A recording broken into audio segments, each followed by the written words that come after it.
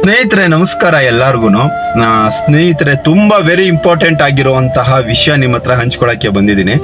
ಏನಪ್ಪಾ ಅಂತಂದ್ರೆ ಈಗಾಗಲೇ TVS ಟೂ ವೀಲರ್ ಬೈಕು ನಿಮಗೆ ಗೊತ್ತಿರುತ್ತೆ. ಸೊ ಎಷ್ಟೋ ಜನ ಯೂಸ್ ಮಾಡ್ತಾ ಇರ್ತೀರಾ.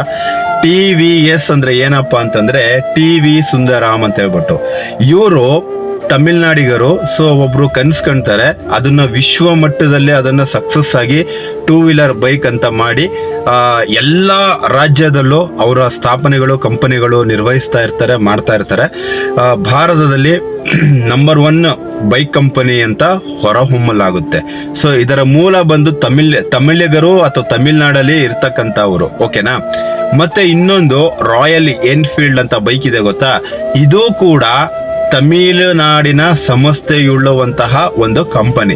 ಅದು ಕೂಡ ಕರ್ನಾಟಕದಲ್ಲಿ ಬಹಳ ಫೇಮಸ್ ಆಗಿ ಹೋಗ್ತಾ ಇದೆ. ಕರ್ನಾಟಕದಲ್ಲಿ ಅಂತಾನೆ ಅಲ್ಲ, ಇಡೀ ಭಾರತದಾದ್ಯಂತ ಬಹಳ ಫೇಮಸ್ ಆಗಿ ರಾಯಲ್ ಎನ್ಫೀಲ್ಡ್ ಬೈಕ್ಗಳನ್ನ ಸೇಲ್ ಆಗ್ತಾ ಇದೆ. ಅದಕ್ಕೆ ಕಾರಣಕರ್ತರು ತಮಿಳ್ನಾಡಿಗರು. ಸೊ ಈ ರಾಯಲ್ ಎನ್ಫೀಲ್ಡ್ ನ ಮಾಲೀಕನ ಹೆಸರು ಬಂದು ಸಿದ್ಧಾರ್ಥ್ ಲಾಲ್ ಅಂತ ಹೇಳ್ಬಿಟ್ಟು, ಓಕೆನಾ, ಸಿದ್ಧಾರ್ಥ್ ಲಾಲ್ ಅಂತ ಹೇಳ್ಬಿಟ್ಟು ತಮಿಳ್ನಾಡಿಗರು. ಅದ್ರ ಜೊತೆಗೆ ಈಗೇನ್ ನೀವು ಟ್ರಕ್ಗಳು ಓಡಿಸ್ತಾ ಇರ್ತೀರಲ್ಲ, ಈಚರ್ ಅಂತ ಒಂದು ಲಾರಿ ಇದೆ ಗೊತ್ತಾ, ಆ ಲಾರಿನ ಮಾಲೀಕ ಕೂಡ, ಓನರ್ ಕೂಡ, ಅಂದ್ರೆ ಆ ಸಂಸ್ಥೆ ಕಟ್ಟಿದಾರಲ್ಲ ಈಚರ್ ಅನ್ನೋದು, ಅವರು ಕೂಡ ಸಿದ್ಧಾರ್ಥ್ ಲಾಲ್ ಅನ್ನೋರೆ ಈ ಸಂಸ್ಥೆಯನ್ನ ಕಟ್ಟಿದ್ದು. ಫಸ್ಟ್ ಅವರು ಈಚರ್ ಅಂತ ಮಾಡ್ತಾರೆ, ಲಾರಿ ಟ್ರಕ್ಗಳನ್ನ ಮಾಡ್ತಾರೆ. ಅದಾದ್ಮೇಲೆ ಒಂದು ಜನಗಳಿಗೆ ಇನ್ನೂ ಹತ್ರ ಆಗ್ಬೇಕು ಅಂತ ಹೇಳ್ಬಿಟ್ಟು ರಾಯಲ್ ಎನ್ಫೀಲ್ಡ್ ಅನ್ನ ಒಂದು ಬೈಕ್ ಅಂತ, ರಾಯಲ್ ಎನ್ಫೀಲ್ಡ್ ಅನ್ನೋ ಒಂದು ಸಂಸ್ಥೆಯನ್ನ ಕಟ್ಟಿ ಜನಗಳಿಗೆ ಕೊಡ್ತಾರೆ. ಬಟ್ ಇವತ್ತು ವಿಶ್ವಾದ್ಯಂತ ಅಥವಾ ದೇಶಾದ್ಯಂತ ಅದು ನಂಬರ್ 1 ಪ್ಲೇಸ್ ಅಲ್ಲಿ ಇದೆ. TVS ಆಗಿರ್ಬೋದು ಅಥವಾ ರಾಯಲ್ ಎನ್ಫೀಲ್ಡ್ ಆಗಿರ್ಬೋದು, ಇವೆರಡು ಕಂಪನಿಗಳು ತಮಿಳ್ನಾಡಿಗೆ ಒಡೆತನಕ್ಕೆ ಸೇರಿರುವಂತಹದ್ದು. ನಾವು ಆ ಬೈಕ್ಗಳನ್ನ ಪರ್ಚೇಸ್ ಮಾಡಿ ಅವರಿಗೆ ಲಾಭ ಮಾಡಿ ಕೊಡ್ತಾ ಇದೀವಿ, ಓಕೆನಾ. ಇದು ನಿಮಗೆ ತಿಳಿದಿರಲಿ. ಸೊ ಎರಡನೇದಾಗಿ ಪಾಯಿಂಟ್ ಏನಪ್ಪಾ ಅಂತಂದ್ರೆ, ಮೊನ್ನೆ ತಮಿಳ್ನಾಡಲ್ಲಿ TT ಡ್ರೈವರ್ ಮೇಲೆ ಹಲ್ಲೆ ಆಯ್ತು, ಓಕೆನಾ. ಸೊ ಹಲ್ಲೆ ಆದಾಗ ಪಾಪ ಆ TT ಡ್ರೈವರು ಪರಿಪರಿಯಾಗಿ ಬೇಡ್ಕೊಂಡ್ರು ಕೂಡ ಅವನ ಮೇಲೆ ಹಲ್ಲೆ ಮಾಡಿದ್ರು, ಪ್ರತಿಯೊಂದು ಮಾಡಿದ್ರು. ಸೊ ನೆಕ್ಸ್ಟ್ ಡೇ ನಮ್ಮ ಕರ್ನಾಟಕ ಪರ ಹೋರಾಟ ಸಂಘಟನೆಗಳಿದಾರಲ್ಲ, ಅವ್ರು ಹೋದ್ರು, ಹೋರಾಟ ಮಾಡಿದ್ರು, 4-5 ಜನನ ಅರೆಸ್ಟ್ ಮಾಡಿಸಿದ್ರು. ನಮ್ಮ ಸಂಘಟನೆಗಳಿದಾರಲ್ಲ, ಯಾರ್ಯಾರು ಇದಾರಲ್ಲ ಅಂತವ್ರಿಗೆ ನಾನು ರಿಕ್ವೆಸ್ಟ್ ಮಾಡ್ಕೊಳ್ಳೋದು, ನಿಜವಾಗ್ಲೂ ತಮಿಳಿಗರಿಗೆ ಬಿಸಿ ಮುಟ್ಟಿಸ್ಬೇಕು ಅಂತಂದ್ರೆ ಅವ್ರನ್ನ ಹೋರಾಟ ಮಾಡಿ ಅಥವಾ ಜೈಲಿಗೆ ಹಟ್ಟೋದ್ರಿಂದ ಸಮಸ್ಯೆ ಬಗೆಹರಿಯಲ್ಲ. ಅವ್ರು 2 ದಿನ ಇರ್ತಾನೆ, ಬೇಲ್ ತಗೋತಾನೆ, ಅಥವಾ ಯಾರೋ ಬಿಡಿಸ್ಕೊತಾರೆ, ಬರ್ತಾರೆ, ಅದು ಬೇರೆ ವಿಚಾರ. ಅಲ್ಲಿಗೆ ಟಾಪಿಕ್ ಕ್ಲೋಸ್ ಆಗ್ಬಿಡುತ್ತೆ. ನಿಜವಾಗ್ಲೂ ತಮಿಳ್ನಾಡಿಗರಿಗೆ ಬಿಸಿ ಮುಟ್ಟಿಸ್ಬೇಕು ಅಂತಂದ್ರೆ ನಾವೇನೀಗ ತಮಿಳ್ನಾಡು ಸಂಸ್ಥೆಯ TVS ಬೈಕ್ಗಳನ್ನ ಉಪಯೋಗಿಸ್ತಾ ಇದೀವಲ್ಲ, ನಿಜವಾಗ್ಲೂ ಅದನ್ನ ಸ್ಟಾಪ್ ಮಾಡಬೇಕು. ನಮ್ಮ ಕನ್ನಡಾಭಿಮಾನವನ್ನ ಆ ತರ ತೋರಿಸ್ಬೇಕು, ಆಯ್ತಾ. ಎರಡನೇದಾಗಿ ಈಚರ್ ಲಾರಿ ಟ್ರಕ್ಗಳಿದಾವಲ್ಲ, ಅದನ್ನು ತಗೋಬಾರ್ದು, ಅದನ್ನು ಸ್ಟಾಪ್ ಮಾಡಬೇಕು. ಈ ಕರ್ನಾಟಕದಲ್ಲಿ ಯಾವ್ಯಾವ ಕಂಪನಿಗಳಿದಾವೋ, ಈಚರು ಮತ್ತೆ TVS ಎಲ್ಲ ಇದಾವಲ್ಲ, ಅವ್ರನ್ನೆಲ್ಲ ಶಟ್ ಡೌನ್ ಮಾಡಿಸಿ ಅವ್ರವ್ರ ಊರಿಗೆ ಅವ್ರಿಗೆ ಕಳಿಸ್ತಾ ಇರಬೇಕು. ಮತ್ತೆ ರಾಯಲ್ ಎನ್ಫೀಲ್ಡ್ ಕೂಡ, ಅದು ಕೂಡ ಪರ್ಚೇಸ್ ಮಾಡಬಾರ್ದು. ನಿಜವಾಗ್ಲೂ ನಿಮ್ಮ ಮೇಲೆ, ಕನ್ನಡದ ಮೇಲೆ ಅಥವಾ ಕನ್ನಡಿಗರ ಮೇಲೆ ಅಭಿಮಾನ ಪ್ರೀತಿ ಇತ್ತು ಅಂತಂದ್ರೆ ದಯವಿಟ್ಟು ಅಂತ ವೆಹಿಕಲ್ಗಳನ್ನ ನೀವು ಪರ್ಚೇಸ್ ಮಾಡಕ್ಕೆ ಹೋಗ್ಬೇಡಿ.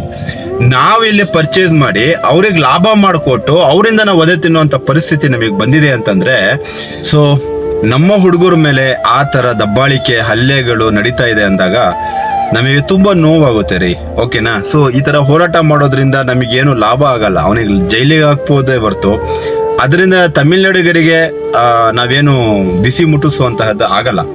ನಿಜವಾಗ್ಲೂ ಬಿಸಿ ಮುಟ್ಟಿಸ್ಬೇಕು ಅಂತಂದ್ರೆ ತಮಿಳ್ನಾಡು ಒಡೆತನಕ್ಕೆ ಸೇರಿರುವಂತಹ ಕಂಪನಿಗಳಿದಾವಲ್ಲ, ಈ ರಾಯಲ್ ಎನ್ಫೀಲ್ಡ್ ಆಗಿರ್ಬೋದು, ಈಚರ್ ಕಂಪನಿ ಆಗಿರ್ಬೋದು, ಅಥವಾ TVS ಕಂಪನಿ ಆಗಿರ್ಬೋದು, ಇಂಥವೆಲ್ಲ ಶಟ್ ಡೌನ್ ಮಾಡಿಸಿ ಅವ್ರವ್ರ ಊರಿಗೆ ಕಳಿಸ್ಬೇಕು, ಓಕೆನಾ. ಆಮೇಲೆ ಇನ್ನೊಂದು ಪಾಯಿಂಟ್ ಏನಪ್ಪಾ ಅಂತಂದ್ರೆ, ನಮ್ಮ ರಾಜ್ಯ ಸರ್ಕಾರಕ್ಕೂ ನಾನು ಮನವಿ ಮಾಡ್ಕೊಳ್ಳೋದು ಏನಪ್ಪಾ ಅಂತಂದ್ರೆ, ಕರ್ನಾಟಕದಲ್ಲಿ ಸಾಕಷ್ಟು ಜನ ಟ್ಯಾಲೆಂಟೆಡ್ ಇರೋರು ಇದ್ದಾರೆ, ಯುವಕರು ಇದ್ದಾರೆ. ಅಂಥವ್ರನ್ನ ಗುರುತಿಸಿ ಅವ್ರಿಗೊಂದು ಅವಕಾಶ ಮಾಡಿಕೊಡಿ. ನಮ್ಮದೇ ಆದ ಒಂದು ಬೈಕನ್ನ ತಯಾರು ಮಾಡೋಕ್ಕೆ ಒಂದು ಅವಕಾಶ ಮಾಡಿಕೊಡಿ. ಮಾಡ್ಬೋದಲ್ಲ, ಎಂತೆಂಥವ್ರು ಏನೇನೋ ಮಾಡ್ತಾ ಇದ್ದಾರಂತೆ, ಯಾಕೆ ಟೂ ವೀಲರ್ ಬೈಕ್ ಮಾಡೋಕ್ಕಾಗಲ್ವಾ? ಮಾಡ್ಬೋದಲ್ಲ. ಕರ್ನಾಟಕದಿಂದ ಅದೊಂದು ಇತಿಹಾಸದ ಪುಟ ಸೇರ್ಕೊಳ್ಳಿ ಬಿಡಿ. ಎಲ್ಲದೂ ಮಾಡ್ತೀವಿ. ಬೆಂಗಳೂರಲ್ಲಿ IT ಕಂಪನೀಸ್ ಇದಾವೆ, ಎಲ್ಲ ಹೊರ ರಾಜ್ಯದಿಂದ ಬಂದು ಇಲ್ಲಿ ಕೆಲಸ ಮಾಡ್ತಾರೆ, ಇಲ್ಲಿ ಸೆಟ್ಲ್ ಆಗ್ತಾ ಇದ್ದಾರೆ. ಅಂದಮೇಲೆ ಟ್ಯಾಲೆಂಟ್ಗಳನ್ನ ಗುರುತಿಸಿ ಅವ್ರಿಗೆ ಒಂದು ಸಪೋರ್ಟ್ ಅಂತ ಮಾಡಿದ್ರೆ ನಿಜವಾಗ್ಲೂ ಎಲ್ಲರನ್ನು ಎಲ್ಲರನ್ನೂ ಮೀರಿಸುವಂತಹ ಒಂದು ಬೈಕ್ ಅಥವಾ ಟ್ರಕ್ ಕೊಡ್ಬೋದಲ್ಲ. ಸೊ ಇದು ನನ್ನ ಅನಿಸಿಕೆ. ಮತ್ತೆ ಕರ್ನಾಟಕ ಪರ ಹೋರಾಟಗಾರರು ಯಾರಿದ್ದೀರಾ, ಇನ್ನು ಮುಂದೆ ಆದರೂ ನಾನೇನು ದೊಡ್ಡವನಲ್ಲ, ಚಿಕ್ಕವನೇ, ಬಟ್ ಒಂದು ಸಲಹೆ, ನಿನ್ನ ತಮ್ಮ ಅನ್ಕೊಂಡು ಸಲಹೆ ಕೊಡ್ತಾ ಇದ್ದೀನಿ, ತಿಳ್ಕೊಳ್ಳಿ. ನೆಕ್ಸ್ಟ್ ಟೈಮ್ ಈ ಥರ ಕನ್ನಡಿಗರ ಮೇಲೆ ಏನಾದರೂ ದಬ್ಬಾಳಿಕೆ ಹಲ್ಲೆ ಆಯಿತು ಅಂತಂದರೆ ನೀವು ಅವ್ರನ್ನ ಮುಟ್ಟಕ್ಕೆ ಹೋಗ್ಬೇಡಿ. ಇಲ್ಲಿ ಈಚರ್ ಕಂಪನಿ ಮತ್ತು TVS ಮತ್ತು ರಾಯಲ್ ಎನ್ಫೀಲ್ಡ್ಗಳಿದಾವಲ್ಲ, ಅಂಥವ್ರನ್ನ ಮುತ್ತಿಗೆ ಹಾಕಿ. ಯಾಕಂದರೆ ಈ ದೊಡ್ಡ ದೊಡ್ಡ ಕಂಪನಿಗಳಿಗೆ ಮುತ್ತಿಗೆ ಹಾಕಿದ್ರೇ ಇಲ್ಲಿ ಸ್ವಿಚ್ ಆನ್ ಮಾಡಿದ್ರೇ ಅಲ್ಲಿ ಬಲ್ಬ್ ಉರಿಯೋದು.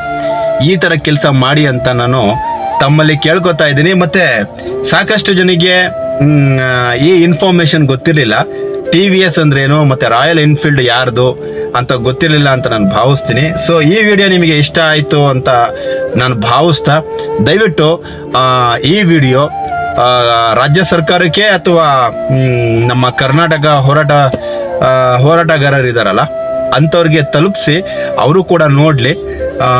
ಮೋಸ್ಟ್ಲಿ ಈ ವಿಡಿಯೋ ತಲುಪುತ್ತೆ ಅಂತ ನಾನು ಭಾವಿಸ್ತೀನಿ. ನಮಸ್ಕಾರ.